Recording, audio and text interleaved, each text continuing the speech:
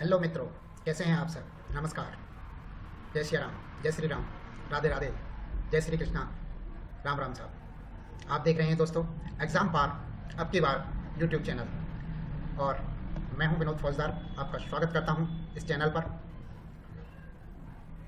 साथ ही आपसे निवेदन करता हूं कि आप अभी तक हमारे परिवार का हिस्सा नहीं बने हैं तो हमारे परिवार का एक हिस्सा बन जाइए, हमारे यूट्यूब परिवार का हिस्सा बने। इस लाल बटन जो दी रखी है वीडियो के नीचे सब्सक्राइब वाली, इस पर आप क्लिक करें, इसे सब्सक्राइब करें और बगल में दी हुई घंटी वाली बटन पर भी क्लिक करें, जिससे कि हमारी वीडियोज़ का नोटिफिकेशन आपको मिलता रहे। और हाँ, लाइक और सब्सक्राइब भी करें। आइए शुरू करते हैं, पहुँचते हैं अपने टॉपिक पर। मित्रों, आज हम माध्यमिक शिक्षा बोर्ड राजस्थान के क्लास 6 के हमारा राजस्थान नामक किताब का अध्याय 6 के वन लाइनर क्वेश्चंस कर रहे हैं, और इन वन लाइनर क्वेश्चंस का से हम लगभग पूरा पार्ट कवर करेंगे। इस अध्याय 6 का टॉपिक का नाम है, पार्ट का नाम है राजस्थान के प्रमुख शासक। आइए स्टार्ट करते हैं। और हाँ, अभी तक आपने अगर हमारे क्लास 6 के भी हम डाल चुके हैं वन लाइनर क्वेश्चन, अगर नहीं देखे हैं तो आप हमारी प्लेलिस्ट में जाके उनको देख लीजिए। तो आज अध्याय 6 राजस्थान के प्रमुख शासक टॉपिक है, स्टार्ट करते हैं। आइए, पहला क्वेश्चन है पृथ्वीराज चौहान का शासनकाल कब तक था? तो सन 1177 से लेकर 1192 ईस्वी तक 25 वर्ष का शासन रहा था पृथ्वीराज चौहान का। पृथ्वीराज चौहान की माता पिता का नाम क्या था? तो कर्पूर देवी माता थी और सोमेश्वर जी पिता थे उसके, सोमेश्वर पिता का नाम था। पृथ्वीराज चौहान शासक बनते ही सर्वप्रथम किस पर ध्यान दिया था? तो आंतरिक स्थिति पर ध्यान दिया था, राज्य की आंतरिक स्थिति पर सबसे पहले ध्यान दिया था पृथ्वीराज चौहान ने। पृथ्वीराज चौहान कितनी भाषाओं के जानकार थे? तो 6 भाषाएं जानते थे पृथ्वीराज चौहान। तो पृथ्वीराज चौहान के दरबार पर प्रमुख कवि और विद्वान कौन कौन से थे दरबार में? पृथ्वीराज चौहान के दरबार में कौन से प्रमुख कवि और विद्वान हुआ करते थे? तो विद्यापति गौड़, बागीश्वर, जयानक, विश्वरूप जनार्दन और चंद्रवरदाई और पृथ्वी भट्ट। अगला है, पृथ्वीराज रासो की रचना किसने करी थी? चंद्रवरदाई ने रचना करी थी। चंद्रवरदाई का नाम सबसे अधिक लिया जाता है इनके जितने भी विद्वान कवि हैं उनमें से। महाराणा कुंभा का शासनकाल कब तक था? तो महाराणा कुंभा का शासनकाल 1433 से लेकर 1468 ईस्वी तक था। महाराणा कुंभा का जन्म कब हुआ था? महाराणा कुंभा का जन्म कब हुआ था? तो 1417 ईस्वी में महाराणा कुंभा का जन्म हुआ था। महाराणा कुंभा का मेवाड़ के सिंहासन पर कब बैठे थे? तो महाराणा कुंभा सन 1433 में मेवाड़ के सिंहासन पर बैठे थे, 16 वर्ष की आयु में। महाराणा कुंभा का व्यक्तित्व में किसका त्रिवेणी संगम था? महाराणा कुंभा के व्यक्तित्व में किस चीज़ का त्रिवेणी संगम था? तो ये त्रिवेणी संगम था कटार, कलम और कला का। कटार, कलम, कला का त्रिवेणी संगम था। कटार से मतलब तलवार के धनी थे वो। कलम, लेखक भी थे, एक अच्छे लेखक थे, उन्होंने कई ग्रंथ लिखे थे, संगीत ग्रंथ लिखे थे, और कला प्रेमी थे। तो इसलिए महाराणा कुंभा को 3 चीज़ों का त्रिवेणी संगम कहते हैं, कटार, कला और कलम का। मेवाड़ का स्वर्णिम युग कहा जाता है। महाराणा कुंभा के शासनकाल को मेवाड़ का स्वर्णिम युग कहा जाता है। मेवाड़ के कितने दुर्गों का निर्माण महाराणा कुंभा द्वारा करवाया गया था? अकेले महाराणा कुंभा ने 32 दुर्गों का निर्माण कराया था। कुल 84 दुर्ग हैं मेवाड़ के अंदर, 84 में से 32 दुर्गों का निर्माण महाराणा कुंभा ने करवाया था। महाराणा कुंभा द्वारा निर्मित दुर्ग हैं, प्रमुख दुर्ग कौन कौन से हैं महाराणा कुंभा द्वारा निर्मित? तो वो हैं अचलगढ़,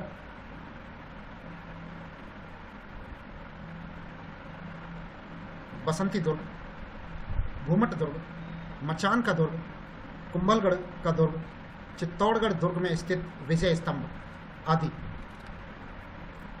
कुंभा द्वारा रचित प्रमुख संगीत ग्रंथ कौन कौन से हैं? तो कुंभा द्वारा जो संगीत के ग्रंथ रचे गए हैं उनमें 3 ग्रंथों का नाम सबसे ज़्यादा लिया जाता है।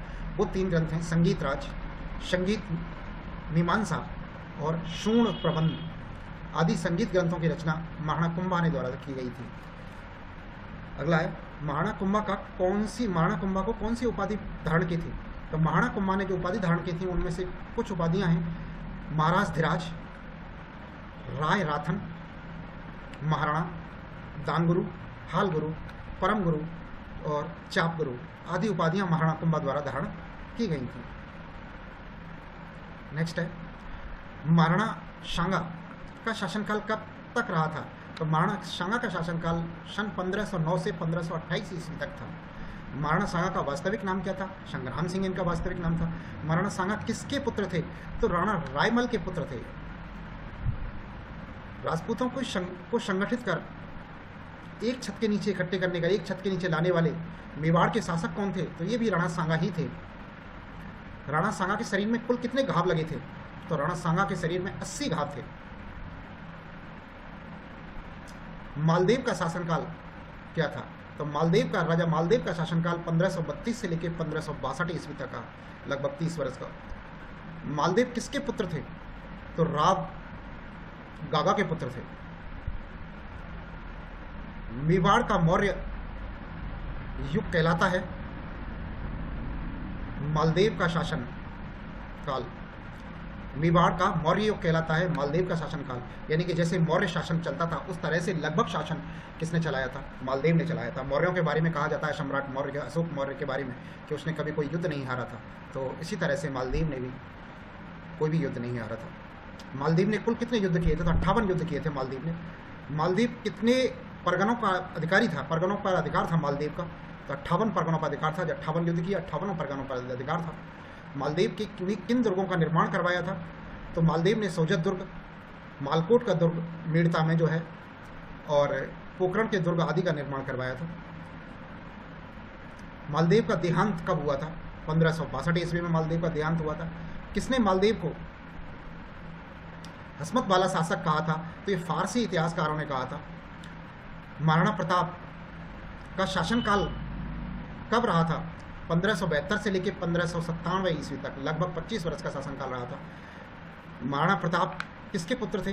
तो उदय सिंह के पुत्र थे महाराणा प्रताप।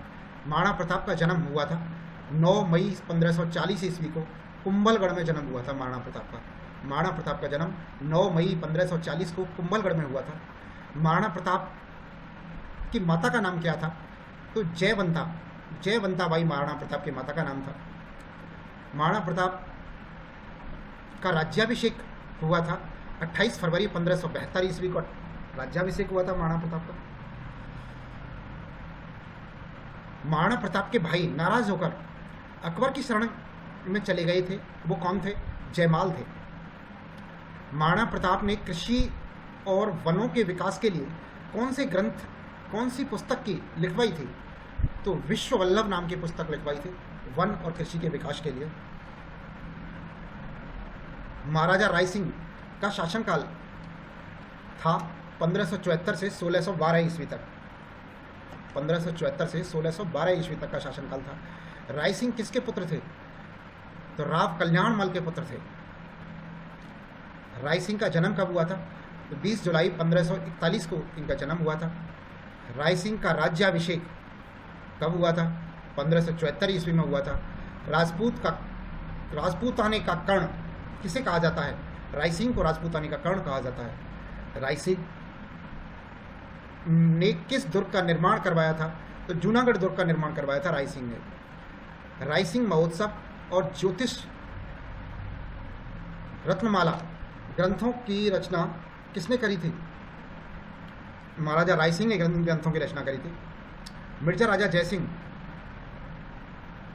का शासनकाल रहा था 1621 से लेकर 1667 ईस्वी तक। 1621 से 1667 ईस्वी तक इनका शासनकाल रहा था, लगभग 46 साल। जयसिंह अजमेर की गद्दी पर कब बैठे थे? तो 1621 ईस्वी में अजमेर की गद्दी पर बैठे थे जयसिंह। आमेर के शासक बनने के बाद मिर्जा राजा जयसिंह को जहांगीर ने किस अभियान पर भेजा था? तो अहमदनगर अभियान पर भेजा था, अहमदनगर के अभियान पर, अहमदनगर विजय के लिए।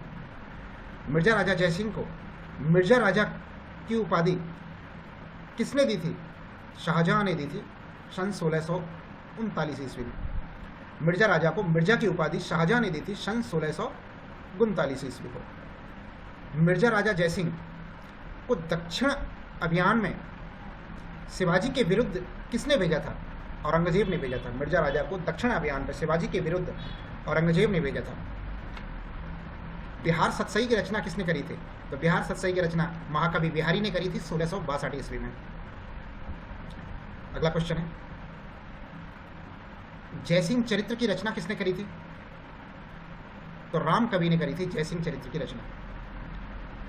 महाराजा जसवंत सिंह का शासनकाल था 1638 से 1678 ईस्वी तक का। महाराजा जयसिंह का शासनकाल था लगभग 40 साल का। जसवंत सिंह का जन्म कहाँ हुआ था? सन 1626 ईस्वी में बुरहानपुर में जिनका जन्म हुआ था। बुरहानपुर में महाराजा जसवंत सिंह का जन्म हुआ था सन 1626 ईस्वी में। जसवंत सिंह के पिता का नाम क्या था? गज सिंह इनके पिता का नाम था। जसवंत सिंह को महाराजा की उपाधि किसने दी थी? तो शाहजहां ने दी थी महाराजा की उपाधि। जसवंत सिंह ने कौन से ग्रंथ की रचना की थी? आनंद प्रकाश और सिद्धांत बोध, भूषण प्रबोध, चंद्रोदय आदि ग्रंथों की रचना करी थी जसवंत सिंह ने। एक बार दोबारा देखो, जसवंत सिंह ने कौन से ग्रंथ की रचना करी थी?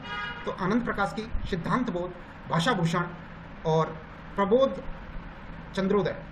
भाषा भूषण और प्रबोध चंद्रोदय। आनंद प्रकाश, सिद्धांत बोध, भाषा भूषण और प्रबोध चंद्रोदय ग्रंथ की रचना जसवंत सिंह जी ने करी थी। महाराजा राज सिंह प्रथम का शासनकाल कब था? महाराजा राज सिंह प्रथम का शासनकाल सन 1652 से लेकर 1680 ईस्वी तक था। महाराजा राज सिंह किसके पुत्र थे? तो महाराणा जगत सिंह के पुत्र थे। मेवाड़ के किस शासक ने ब्रज से गोवर्धन नाथ कहते हैं श्री कृष्ण को, गोवर्धन जिन्होंने उठाया था, गोवर्धन नाथ श्री कृष्ण, यानी कि श्रीनाथ जी की मूर्ति को मेवाड़ लेकर गए थे, तो वो थे महाराणा राज सिंह प्रथम। महाराणा राज सिंह प्रथम ब्रज से श्रीनाथ जी की मूर्ति को ले जाके मेवाड़ में स्थापित किया था।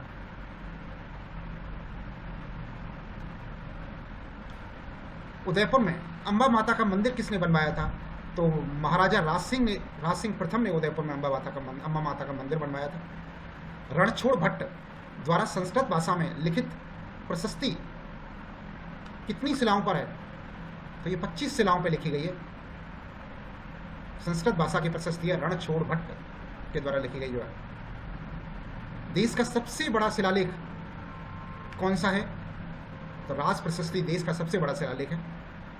सवाई जयसिंह का शासनकाल रहा है सन 1699 से 1743 ईस्वी तक। सवाई जयसिंह का शासनकाल रहा है। सवाई जयसिंह का जन्म हुआ था 1688 ईस्वी में। सवाई जयसिंह राज सिंहासन पर कब बैठे थे? 1699 ईस्वी में बैठे थे, मात्र 11 वर्ष की उम्र में। 11 वर्ष की उम्र में सिंहासन पर बैठ गए थे। सवाई जयसिंह को किसने सवाई की उपाधि दी थी?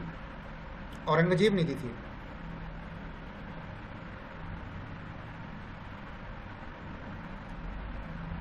आमेर के स्थान पर जयपुर को राजधानी किसने बनाया था? तो सवाई जयसिंह ने ही बनाया था जयपुर को राजधानी। जीज ए मोहम्मद शाही की रचना किसने करी थी? सवाई जयसिंह ने करी थी सन 1725 ईस्वी में। जीज ए मोहम्मद शाही। जयसिंह कारिका का संबंध किससे है? जयसिंह कारिका का संबंध किससे है? तो ज्योतिष विद्या से, जिसकी रचना सवाई जयसिंह ने करवाई थी। ज्योतिष विद्या से इसका वो है संबंध। सवाई जयसिंह ने कहाँ सौर वेधशालाओं का निर्माण करवाया था? जयपुर, दिल्ली, मथुरा, बनारस और उज्जैन। ये क्वेश्चन बहुत आता है, बहुत बार रिपीट हुआ ये क्वेश्चन। सवाई जयसिंह ने कहाँ सौर वेधशालाओं का निर्माण करवाया? तो कुल 5 वेधशालाओं का निर्माण करवाया था, जो जयपुर और दिल्ली, मथुरा और बनारस और उज्जैन, 5 जगह हैं ये वेधशाला है, सौर वेधशालाएं ये।